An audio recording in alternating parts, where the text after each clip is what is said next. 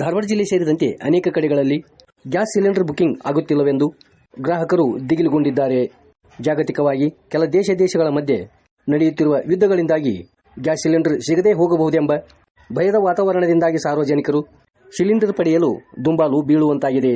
ಆದರೆ ಧಾರವಾಡ ಜಿಲ್ಲಾಧಿಕಾರಿ ಸ್ನೇಹಲ್ ಆರ್ ಅವರು ಜಾಲತಾಣಗಳಲ್ಲಿ ಪ್ರಕಟವಾಗುತ್ತಿರುವ ಸಿಲಿಂಡರ್ ಕೊರತೆ ಎಂಬ ಬಲಿಯಾಗದಿರಲು ಸಾರ್ವಜನಿಕರಲ್ಲಿ ಮನವಿ ಮಾಡಿದ್ದಾರೆ.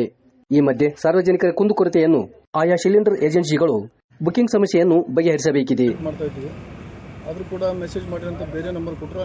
ಆ ನಂಬರ್ಲಿಂದ ನೈಟ್ ಮಾಡೋಕ್ಕೆ ಹೇಳಿದ್ರು. ನಾವು ಮೆಸೇಜ್ ಮಾಡಿದ್ರು ಹೋಗ್ತಾ ಇಲ್ಲ.